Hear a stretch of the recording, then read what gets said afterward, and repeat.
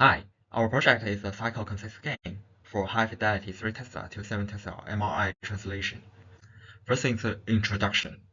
MRI imaging is utilized the external magnetic field to stimulate the proton in our bodies. Our body has different concentration of protons, and then the computer can collect the information and translate into the real images of different tissue distribution in body. In the MRI images, the magnetic field really matters, because for higher magnetic field, it will generate more clear images. However, higher magnetic field is very expensive.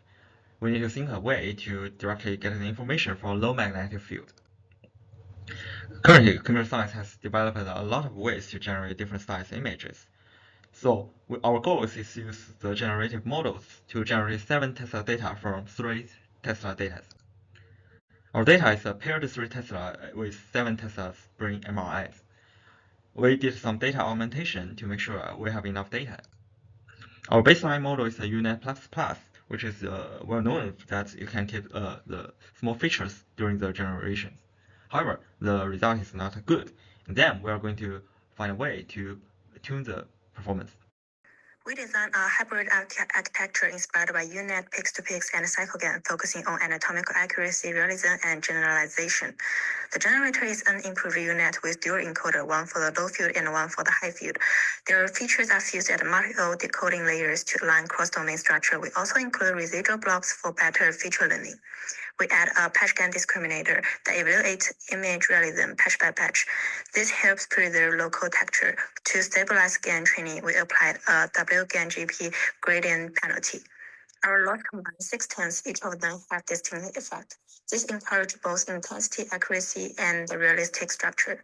The model is trained from 9 subjects with the 10th reserved for training. We use those 3 metrics to evaluate.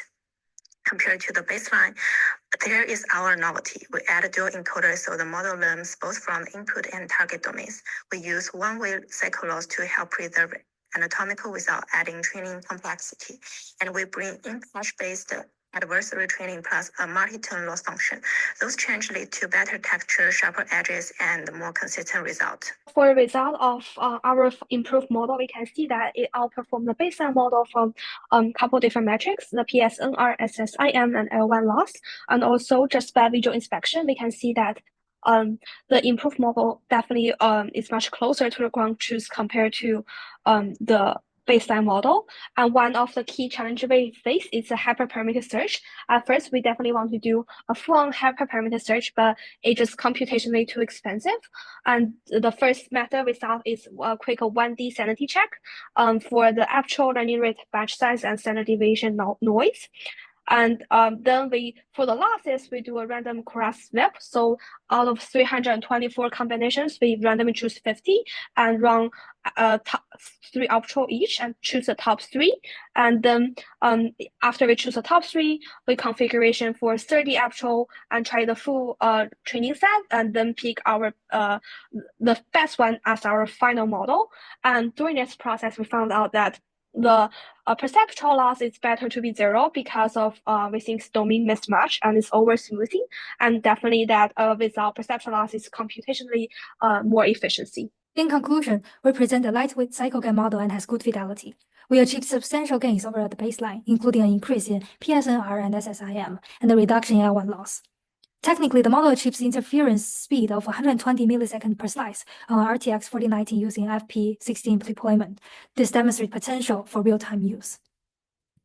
However, a key limitation challenge is the scarcity of paired data due to public datasets. We overcome this by data augmentation techniques to 3T slices.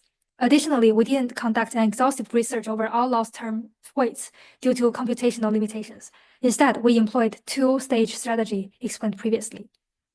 For future work, people can upgrade to a full 3D CycleGAN framework. Such a model can use inter-slice spatial continuity, which is especially important for capturing volumetric features. Also, to improve generalization across acquisition protocols, future work should also ensemble a larger dataset enriched with a wide range of pathologies. We also propose to deploy the model through TensorRT plugins integrated into PACS viewers. Real-time 7T-like images with uncertainty-aware overlays can guide radiologists during routine reads. Thank you.